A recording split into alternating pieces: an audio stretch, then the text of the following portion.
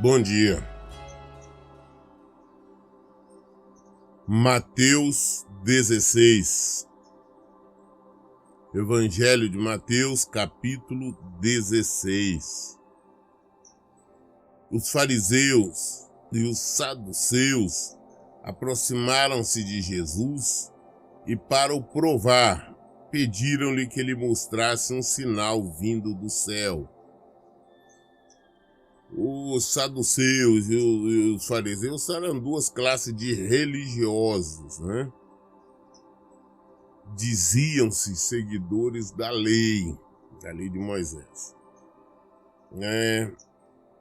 E sempre estamos falando disso, durante o tempo do ministério terreno de Jesus, eles perseguiram Jesus de uma maneira ferrenha. Porque queria de toda maneira pegá-lo, matá-lo o mais rápido possível. Mas é claro que isso não aconteceu, só aconteceu no momento certo que por Deus já determinado. Antes disso, eles ficaram tentando, provando, perseguindo mesmo, sempre com jogo de palavras, esse tipo de coisa. E agora eles vêm diante de Jesus e falam, não, olha, nos mostra então um sinal, né? Que é um homem de Deus, é o filho de Deus, então nos mostra um sinal, seu Messias. Mostra um sinal vindo dos céus. Ele é um sinal grandioso, miraculoso, mas somente para provar a Jesus. Porque mais sinais que Jesus já tinha mostrado, Jesus tinha feito que antes era impossível, eles nunca tinham visto. Leprosos ficaram curados, cegos voltaram a enxergar, cegos de nascença. Todo tipo de enfermidades viram Jesus curar. Viram Jesus expulsar demônios, pessoas possessas serem libertas. Viram até Jesus ressuscitar o morto, como foi no caso de Lázaro, a viúva de Naim. Viu Jesus andar sobre as águas. Ou seja, sinais, Jesus já tinha mostrado vários. Então eles vieram agora mesmo para provar, é o diabo mesmo usando essas pessoas. Ah, não, prova, né? Que você realmente que é igual o diabo provou Jesus no deserto. Prova que você é o filho de Deus, então manda essas pedras transformar em pão. Ah, se é o filho de Deus, pula daqui de cima. Então vieram novamente, então nos mostram um sinal. E essa questão do sinal é um negócio bem complexo, que ainda hoje nós vemos as pessoas ficarem pedindo sinal. Ah não, Deus, eu quero que você me dê um sinal se vai acontecer isso, um sinal se vai acontecer aquilo. Dá um sinal se eu vou ser abençoado, um sinal se eu vou receber minha vitória. Jesus não prometeu mostrar sinal. Ah, pastor, mas lá antigamente, no Antigo Testamento mostrou. Nós não estamos vivendo no Antigo Testamento, nós vivemos agora na graça, não vivemos na lei. E não existe essa promessa de Jesus. Versículo 2 fala, então ele lhe responderou, quando começa a entardecer, dizeis, haverá bom tempo, pois o céu está avermelhado. Ou pela manhã dizeis, hoje haverá tempestade, porque o céu está de um vermelho nublado. Sabeis com certeza discernir os aspectos do céu, mas não podeis interpretar os sinais do tempo. Essa geração perversa e infiel pede um sinal, mas nenhum sinal lhe será concedido, a não ser o sinal de Jonas. Jesus se afastou então deles e partiu dali. Não sinal de Jesus falou, olha, vocês sabem, vocês olham à tarde pro tempo, tá avermelhado, vocês podem falar, vai fazer frio, vai fazer calor, amanhã vai chover. Ainda hoje as pessoas fazem isso, né? Ah não, tá avermelhado porque essa noite vai fazer frio, não, amanhã vai fazer sol. Então Jesus falou, você sabe olhar, você sabe discernir o tempo, né? Vocês sabem falar a respeito do tempo. mas não podeis interpretar os sinais. Vocês querem os sinais, mas não vão ter. O sinal que vocês vão ter é o seu de Jonas. Qual foi o sinal de Jonas? Jonas ficou 3 dias e 3 noites no ventre de um peixe. E vivo. Depois de 3 dias foi jogado na praia para ele cumprir a missão que tinha sido determinada por Deus. Então, um sinal vai ter, vai ser um sinal semelhante a esse. Qual foi? Jesus, ele morreu, ficou 3 dias morto e depois foi ressuscitado pelo Pai. E até hoje ele está vivo e vivo para sempre. E, então Jesus falou, um sinal vai ter, vai ser esse. Então, da mesma forma, nós queremos sinais. Nós queremos um sinal? Nós temos um sinal. Jesus veio e morreu por nós. Levou nosso pecado. Jesus morreu, ele ficou morto durante 3 dias. Ele ressuscitou e foi ressuscitado pelo Deus Pai e vive para todos sempre. Esse é o sinal que nós temos. O sinal que nós temos é o Evangelho, é crer no Evangelho, é crer nele. Jesus deixou bem claro que não daria sinais. Aí eu fico observando as pessoas, chegou o pastor, não, eu tenho orado, eu tô orando, pedindo a Deus um sinal que o casamento vai ser restaurado, ou quando vai ser, ou isso ou aquilo. Jesus deixou bem claro que não daria nenhum sinal. Depois de Jesus ressurreto, em Atos 1, versículo 7, Jesus disse assim, ele lhe afirmou, não vos compete saber as épocas ou as datas que o Pai estabeleceu por sua exclusiva autoridade. Contudo, recebereis poder quando o Espírito Santo descer sobre vós e sereis minhas testemunhas, tanto em Jerusalém como em toda a Judéia e Samaria, até os confins da terra. Pastor, quando vai acontecer? Não interessa quando vai saber, não compete você saber, mas no momento certo você vai receber, no momento certo vai acontecer e você vai testemunhar e o seu testemunho vai alcançar até o confins da terra lá. Pastor, será que eu vou ser curado? Quando eu vou ser curado? Será que meu casamento vai ser restaurado? Quando será? Eu queria um sinal. Eu queria um sinal que eu vou conseguir isso. Queria um sinal que eu vou conseguir emprego. Jesus não prometeu nenhum sinal. Você não vai ter nenhum sinal a não ser o Evangelho que está diante de você. A não ser Jesus Cristo. É o sinal só que você terá. É somente esse sinal.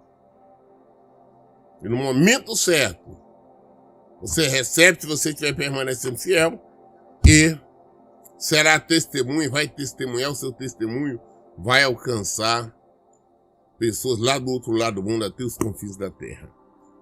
Então essa questão do sinal já está claro. Nós não podemos estar pedindo sinal, porque Jesus deixou bem claro que não daria nenhum sinal. Versículo 5. Indo os discípulos para o outro lado do mar, esqueceram de levar pães.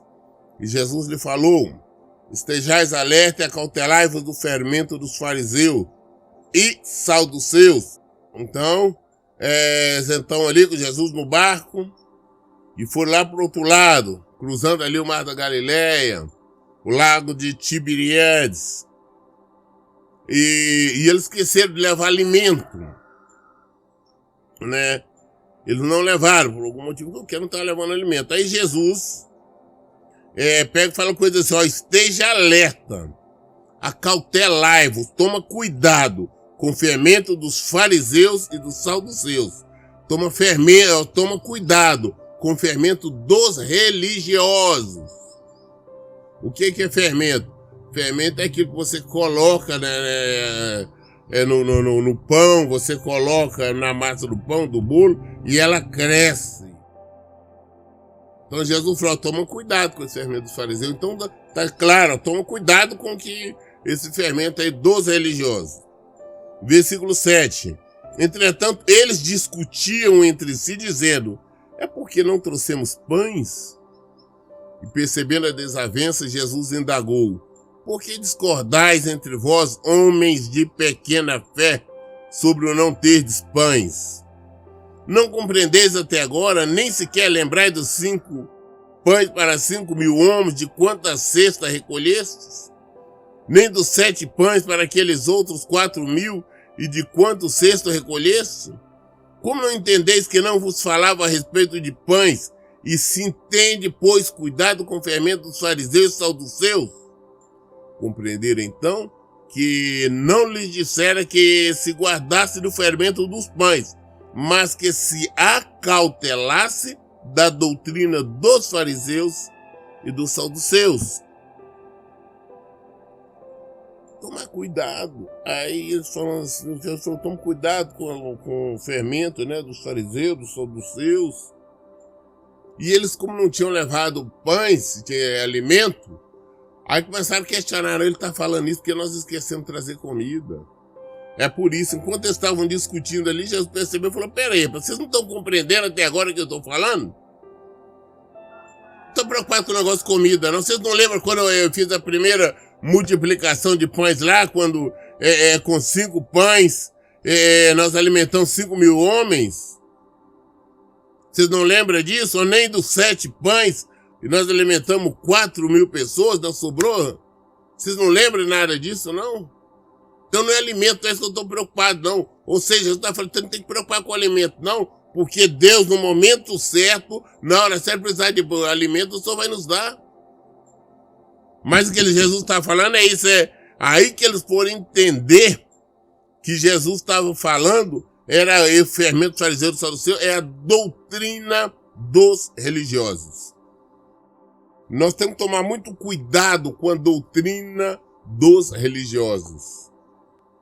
Aí quando a gente fala religioso, os evangélicos já falam, não, tá falando do católico, não estou falando do religioso de forma geral. Ou infelizmente a maioria dos religiosos hoje são esses que se identificam como evangélicos, como crentes. Aí quando você vê, por exemplo, você vê que são doutrinas estranhas. São de pessoas que estão querendo só buscar bênção, pessoas que fazem sacrifícios tolos o tempo todo, são pessoas que ficam pedindo sinais, fazem um monte de coisa que nada tem a ver com o evangelho. Essa questão de ficar pedindo sinais daqui, sinais dali, Jesus nos mostrou que é doutrina dos religiosos. Então as pessoas hoje falam muito, mas são religiosas. Como é que nós, para não sermos religiosos, nós vimos para o evangelho? Nós vivemos somente o evangelho, viver a palavra de Deus. É praticar o que Jesus disse para nós praticarmos, não fazermos o que ele disse para não fazermos. É vigiarmos. E abrirmos os nossos olhos, porque senão nós seremos induzidos a erro. Nós estamos vendo constantemente as pessoas sendo induzidas a doutrinas heréticas e acreditar nisso e viver aquilo. Pessoas chegam hoje tentar fazer jejum por causa essa, por causa aquela. Isso é doutrinas de religiosos. Desafios. Ah, não, é ofertar para receber. Você tem que comprar a bênção e a prosperidade que Deus vai multiplicar. Tudo isto não tem nada a ver com o evangelho. É doutrina dos religiosos.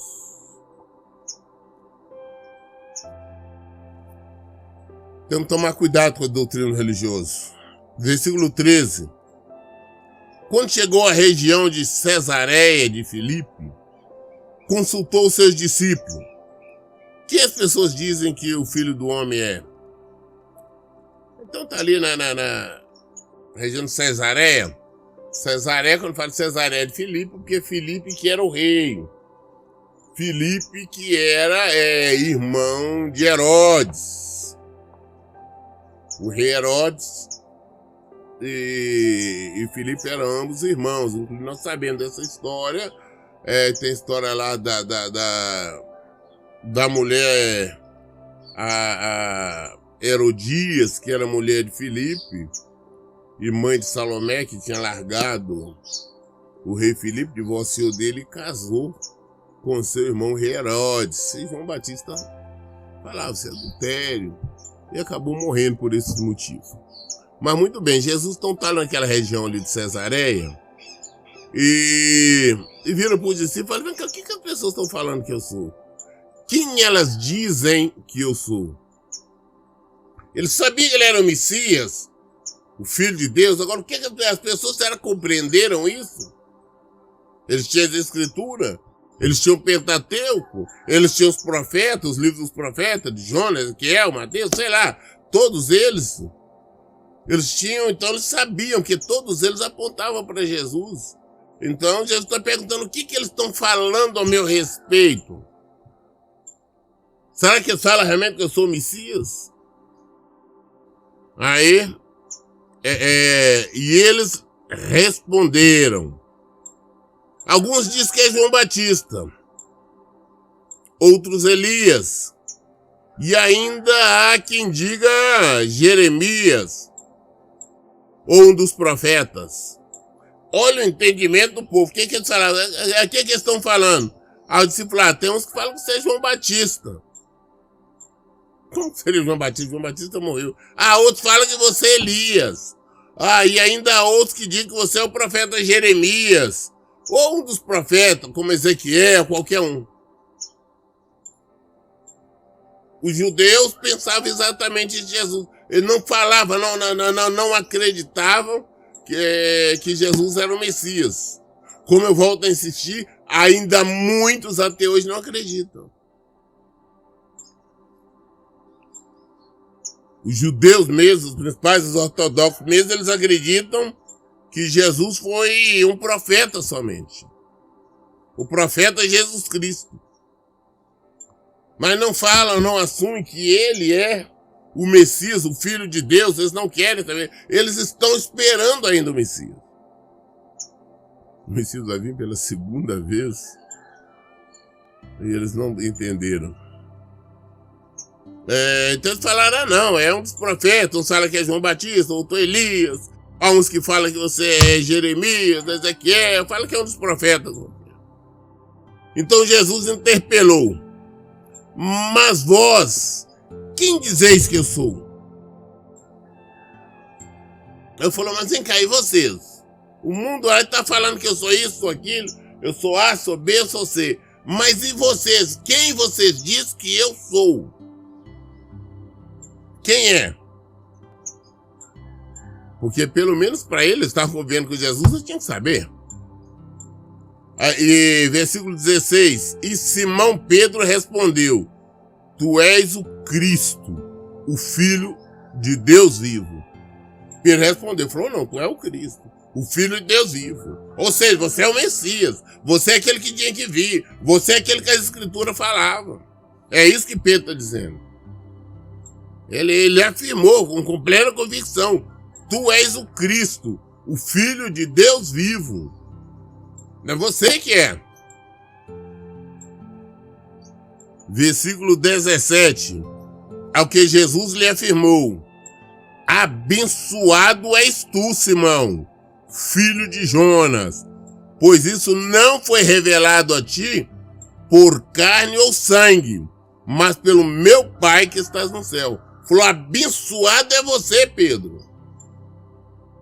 Pedro, você é abençoado. Porque o que você está falando, essa revelação chegou até você, não foi porque ninguém te falou, não. Não foi carne e sangue, ou seja, não foi nenhuma pessoa, não foi nenhum humano, não foi ninguém que disse que eu sou o Filho de Deus para você. Mas que ele disse isso foi Deus. Foi Deus que revelou a você. Esta revelação, Deus deu claro através do Espírito Santo a Pedro. Pedro talvez não tinha esse pleno conhecimento desta revelação. Mas falou, olha, Jesus afirmou para ele, não foi pessoa não que te deu essa revelação. Foi Deus Pai. Foi ele que lhe deu. Aí Jesus disse, porque quando Pedro disse, tu és o Cristo, o Filho de Deus vivo, Jesus falou então, ao que ele afirmou, abençoado. Ô Pedro, você é abençoado. Abençoado és tu, Simão, filho de Jonas. Pois isso não foi revelado a ti por carne ou sangue, mas pelo meu Pai que está no céu. Foi Deus que revelou a você. Você tem esse conhecimento que foi Deus que revelou. Versículo 18. E ainda continua Jesus dizendo, da mesma maneira eu te digo que tu és Pedro. E sobre esta pedra edificarei a minha igreja, e as portas do Hades não prevalecerão contra ela. Interessante que sobre esse versículo eu já ouvi várias explicações, mas tudo de maneira errada. O que Jesus está dizendo aqui é isso. Da mesma maneira, Pedro, eu te digo que você é o Pedro. Pedro, e sobre esta revelação, a revelação que é anterior, do versículo 17, que Pedro tinha, versículo 16, que Pedro tinha dito, tu és Cristo, o Filho de Deus.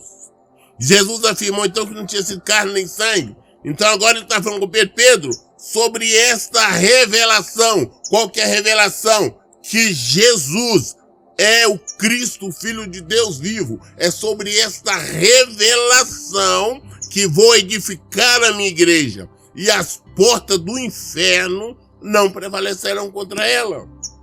É sobre esta revelação. Aí muitos falam, não, que ele está falando que a igreja é fundamentada em Pedro. Não tem nada a ver uma coisa com outra. Já vi várias outras, já vi pastor fazer até espécie de teatro, dar uma explicação totalmente diferente. Está falando essa pedra que ele está falando sobre esta revelação. A revelação que Pedro acabou de ter. Que Deus deu a revelação para ele, Jesus falou, você teve essa revelação, foi Deus que te deu. Não foi homem não, não foi ser humano não. Foi Deus que deu essa revelação. Que eu sou o Cristo, o Filho de Deus vivo. E sobre essa revelação, que é que eu vou edificar a minha igreja. E nós sabemos que o fundamento da igreja é que Cristo, o Filho de Deus vivo, ele é o Senhor. Ele falou, e as portas do inferno não prevalecerão contra ela. A igreja de Cristo é fundamentada nele. Cristo, o Filho de Deus vivo. É essa revelação. Aí todo mundo fala, não, porque Pedro, Jesus está falando que Pedro foi o fundador da igreja, ia fundar a igreja. Não tem nada a ver, absolutamente nada. Por isso que eu falo, nós temos que procurar, gente, meditar na palavra de Deus e tomar muito cuidado com esses ensinamentos que as pessoas andam trazendo, revelações que é contrária à palavra de Deus. Vamos tomar muito cuidado com a leitura de um versículo aleatório. Vamos ler o texto para entendermos bem. Você vê que aqui começou quando Jesus pergunta, lá do versículo 14. Lá do versículo 14. Falando sobre esta revelação, edificarei a minha igreja. Eu darei a ti a chave do reino dos céus. E o que ligares na terra haverá sido ligado nos céus. E o que desligares na terra terá sido desligado. O desligar na terra será haverá sido desligado nos céus. Então ordenou aos seus discípulos que a ninguém dissesse ser ele o Cristo. Não conta para ninguém que sou o Cristo, não, que eu sou o Messias. Ele falou da seguinte forma, eu darei a chave do reino dos céus. O que ligares na terra haverá sido ligado nos céus. Então as pessoas também têm uma interpretação diferente. Ah não, eu estou ligado aqui com meu marido, então se desligou aqui na terra, Deus desligou. Não, vamos entender. Tem nada a ver uma coisa com a outra. Ah pastor, eu e meu marido nós estamos casados. Ah, separou, divorciou, então desligou. Tem pastor pegando esse versículo aleatório falando essas bobagens. Heresias, falando bobagem. O que o Senhor está falando, continua falando sobre o reino. Nós estamos ligados no Senhor. Se nós estamos aqui na terra, estamos ligados no céu. Se nós estamos desligados dele aqui na terra, nós estaremos desligados no céu. Esta é a ligadura. Está falando do reino ainda. Darei a chave do reino dos céus. E o que ligares na terra. Quando nós estamos ligados aqui na terra, estamos ligados no Senhor, está tudo ligado nos céus. Mas desligamos o Senhor aqui, estamos desligados no céu. Ah, pastor, por que as pessoas que não estão vivendo em conformidade com a palavra de Deus não têm condição de ser salvos? Porque estão desligados no céu. Nós temos que estar ligados no céu, ligados no corpo de Cristo. Nós temos que estar ligados nesta revelação. Qual a revelação? Que tu é Cristo, é o Filho do Deus vivo. Nós estamos ligados aí. As portas do inferno não vão prevalecer contra nós. Temos que estar ligados. Desligamos do Senhor aqui, desligamos no céu. Então nós temos que entender que quando nós só estamos na presença do Senhor, quando nós estamos ligados a Ele aqui. Então vamos, não é uma ligação, uma ligadura carnal, não. Estamos falando espiritual. Muito bem. Versículo 21. A partir Jesus ainda diz, o 20, né? Falou, olha, não fala nada com ninguém, você sabe que eu sou Messias, você sabe que eu sou Cristo. Pedro agora teve a revelação que Deus deu, mas não comenta para ninguém que eu sou, não. Porque Jesus estava evitando diminuir a perseguição, porque quanto mais eles sabiam quem era Jesus, eles estavam perseguindo. Versículo 21. A partir daquele momento, Jesus começou a explicar aos seus discípulos que era necessário que ele fosse para Jerusalém e sofresse muitas injustiças nas mãos dos anciãos e dos chefes dos sacerdotes e dos escribas, para então ser morto e ressuscitar ao terceiro dia. Agora eles têm a revelação. Pedro revelou, já sabe que ele é o Cristo, Filho de Deus vivo. Já sabe que a igreja era fundamentada em Jesus. O evangelho não é Moisés, não é lei, não é nada, é Jesus. Agora ele já tendo este conhecimento, Jesus confirmou, ainda pediu, não fala nada para ninguém que eu sou o Cristo, o Filho de Deus. Não fala nada para ninguém que eu sou o Messias, aquele que eles aguardam. Não fala nada, não. Agora o que Jesus fala? Aí Jesus agora já falando de uma linguagem mais clara para eles. Falou, olha, o que é que vai acontecer? Eu estou para Jerusalém, eu vou ser preso, os religiosos, que são exatamente o que Jesus falou, né? Os anciãos, chefes do sacerdote, os escribas, todo aquele povo religioso, eles vão me prenderem. E eu vou passar por sérios sofrimentos, né? E depois eu vou morrer. Mas eu vou ressuscitar ao terceiro dia. Então ele já deu a revelação, falou, olha, agora vocês estão sabendo disso, né? Eu vou sofrer muitas injustiças, vou passar todo tipo de sofrimento, todo tipo de humilhação lá em Jerusalém, depois eu vou morrer.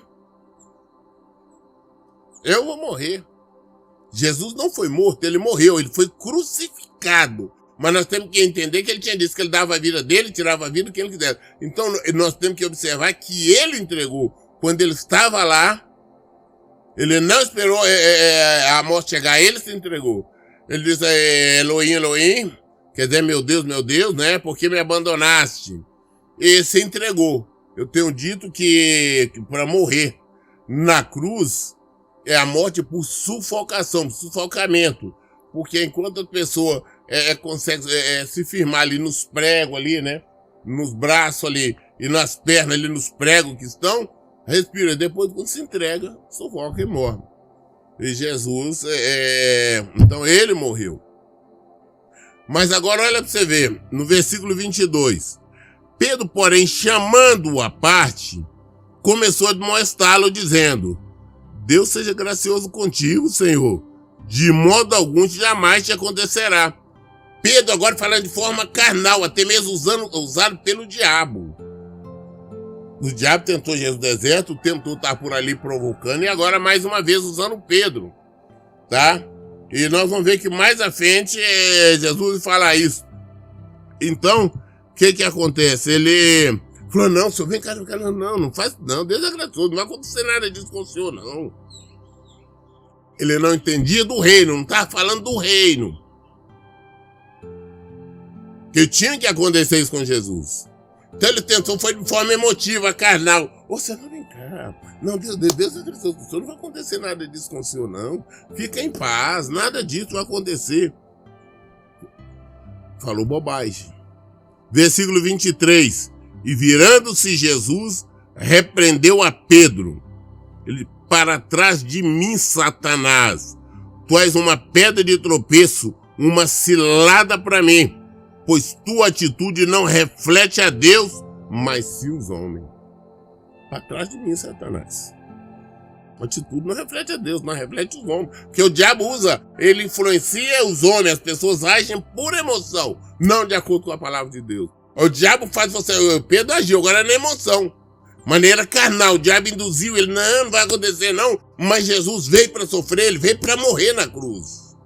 Ele não podia ser de forma diferente. Né? Aí ele falou, para trás de mim, Satanás. Ele não está chamando Pedro de Satanás, mas sim o diabo estava agindo ali através de Pedro.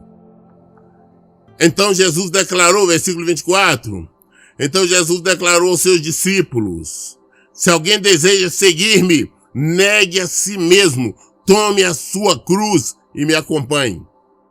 Porquanto quem quiser salvar a sua vida, a perderá, mas quem perder a sua vida por minha causa, encontrará a verdadeira vida. Pois que lucro terá uma pessoa se ganhar o mundo inteiro, mas perder a sua alma? Ou que poderá dar o ser humano em troca da sua alma? Mas o Filho do Homem virá na glória de Deus Pai, com seus anjos, e então recompensará cada um de acordo com as suas obras. Com toda certeza vos afirmo que alguns dos que aqui se encontram não experimentaram a morte até que vejam o Filho do Homem vindo em seu reino.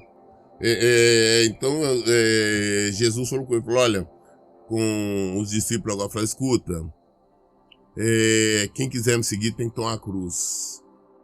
O símbolo é a cruz. O símbolo do cristianismo é a cruz. Porquanto quem quiser salvar a sua vida, você está muito preocupado em salvar a sua vida, preocupado com o seu bem-estar, negue-se a si mesmo. Tome a cruz e acompanhe Jesus. É isso que nós temos que fazer. Eu li hoje o capítulo de Mateus 16.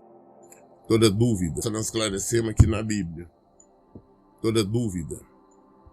Todas as dúvidas nós esclarecemos na Bíblia. Por isso eu digo, em todo tempo, leiam e pratiquem a Bíblia.